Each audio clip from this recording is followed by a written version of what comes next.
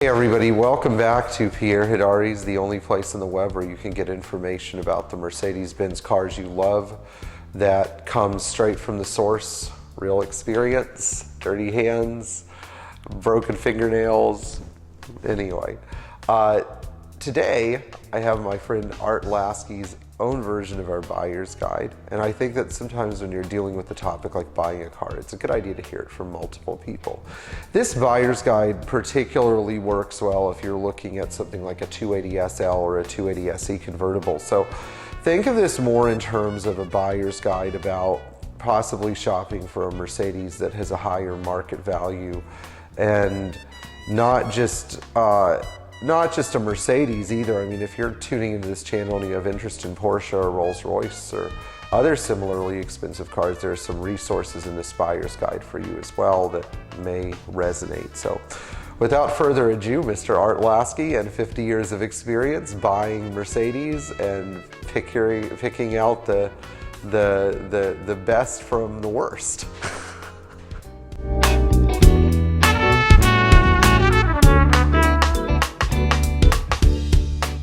Hi, my name is Art Lasky, and I've been a Mercedes mechanic for approximately 50 years. And I'm doing this video to try to help people who are interested in buying an older Mercedes, classic Mercedes, and try to give them a heads up on what to look for and how to go ahead and proceed to do it. And hopefully this information will help you.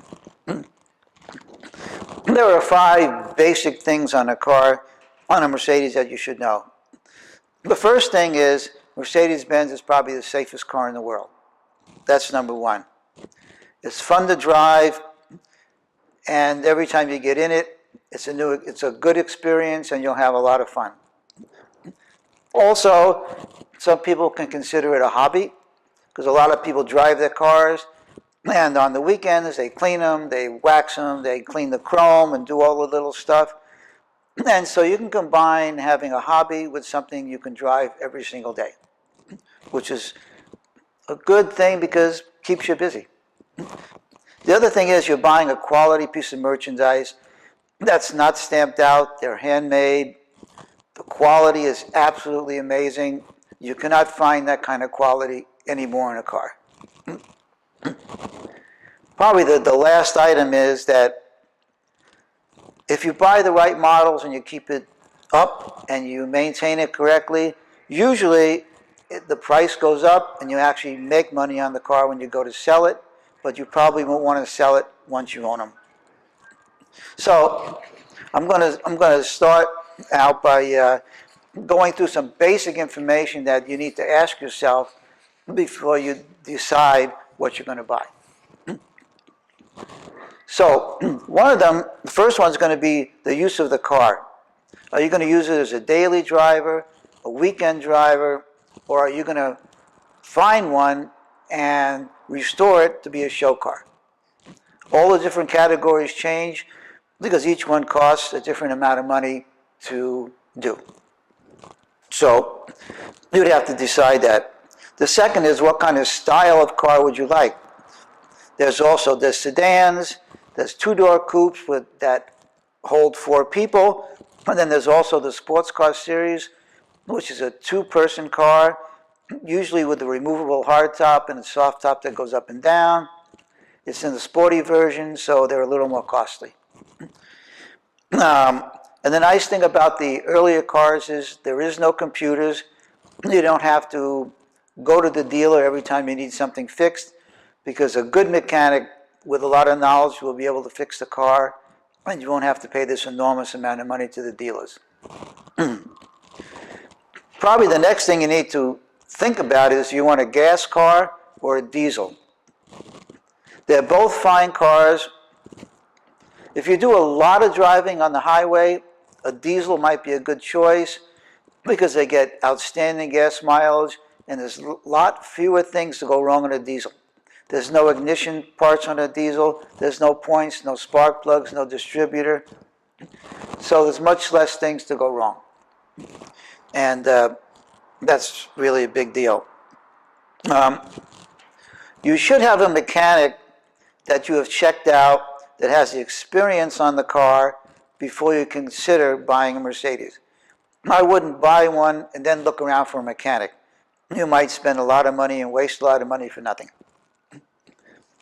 So after you consider all these things, then we get into the items that you really need to take a look at once you kind of locate the car you want. Number one, try to make sure there's no rust on the car. That's the killer. We can fix anything on your car except rust. Rust could make the car a car that you need to get rid of because it'd be unsafe to even, no matter what you do on the car, it'll never be right. So that's the first thing. You want to see if you can find an original car. That always helps. And if you're going to work on the car yourself, you're going to need some basic tools, and you're going to need some specialty tools that you might have to buy from Mercedes, or you can buy them online for a much cheaper price. Okay, so here's some other interesting items. If the deal sounds too good, that's exactly what it is. It's probably too good. There's something wrong with the car, or something wrong with the title of the car, whatever, stay away from it. Now, if you're going to buy a car, you're going to need to do some inspection work that can save you a lot of money if you do it yourself rather than take it in and have a dealer or your own mechanic look it over. So I'm going to give you a list of the things you would need to look at on the car.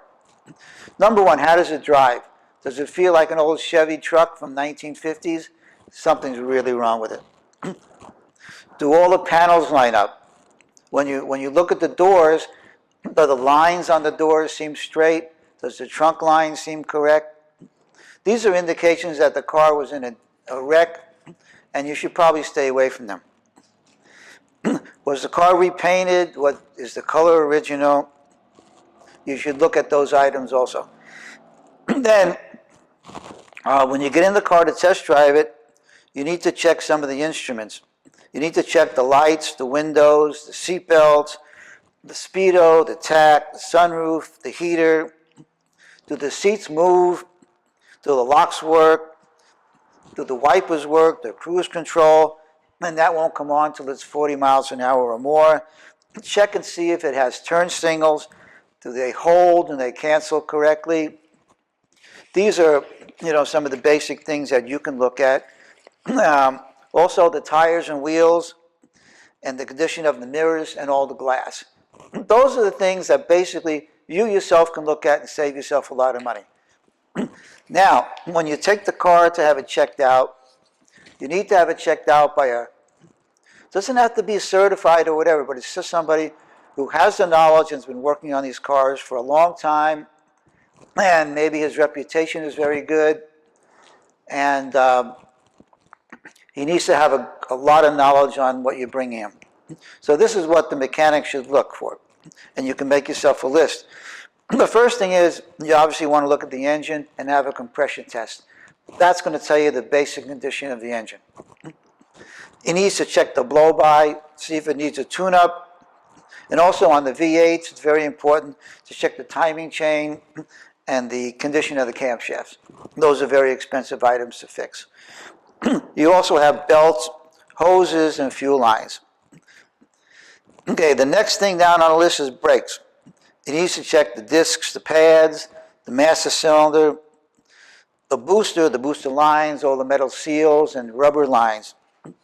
On the cooling of the car, he needs to check the water pump, the fan clutch, the radiator, all the water hoses, see if it's running at the proper temperature, because that can tell you a lot about the condition of the whole car. The mechanic needs to check the suspension, the steering, the shocks, the subframe mounts, motor mounts, transmission mount, the aileron bushing, all the steering shock, the tie rod ends, the ball joints, and any play that the steering might have. You want to check if there's any oil leaks on the car, transmission leaks, differential leaks, or power steering leaks. On some of the later 280 SLs, 70 and 71, They did have an overheating problem from the factory, and there are kits that you can buy to correct that problem. They're called bypass kits. So that's something you need to be aware of, because the kit is about $1,000 just for the kit. These are other things that some people forget to look at when they're buying a car, or they don't concern themselves with, or mechanics even forget to do. You want to check the air conditioning. You want to make sure the blower is working and doesn't make noise. You want to make sure all the vents work so your feet are not freezing when you're driving the car. And of course the heater. Now, we get into the transmission. On an automatic transmission, it should be checked, it should be shifting smooth. Reverse should go into it in a reasonable amount of time. Are the shift bushings good and no leaks? And when was it serviced?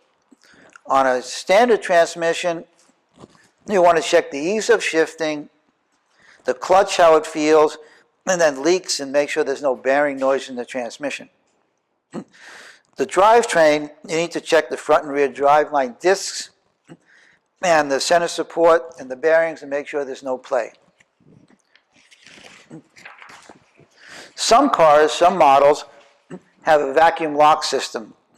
You need to check if the vacuum lock system is working. The doors should work. When you lock the driver's side door, all the rest should lock, and the trunk gas cap should lock also.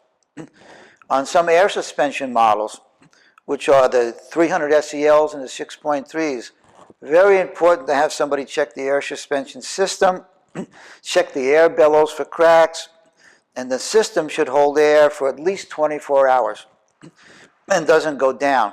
If it goes down, you could spend a great deal amount of money trying to fix that. So you have to be careful. The next thing is really just the exhaust system. You want to make sure it's original, it's not rusted, not full of holes, and making too much noise. The other thing that could be checked pretty easy would be the alternator or the generator, depending on what the car has, and the age of the battery. Those are pretty much the list of things you need to look at a car and have a mechanic look at. Extremely important. You can save yourself a lot of money if you spend $200, $250 to have somebody really go over the car and make a list for you and maybe give you estimates on what needs to be fixed and what not. And if you have any questions, call the mechanic that you know, or call around and talk to somebody who knows the cost of some of these things, and you'll be very, very happy, and you'll have a really enjoyable car to drive if you do these things. So good luck hunting, and good luck. Anyway, we hope you enjoyed Art's perspective on what to look for when you're buying a classic Mercedes. And again, this is really good advice for dealing with cars like the W113 or the W111, because that's what Art spent so much time with restoring over his 5 decades of Mercedes-Benz experience. In the meantime, if you have any particular questions or comments about this buyer's guide, just leave them below. And don't forget to tap the bell for notifications, to like, share, and especially subscribe for more great Mercedes-Benz content. Thank you so much for tuning in, and thank you especially to our Patreon subscribers. We hope you have a great day and enjoy driving your Mercedes-Benz.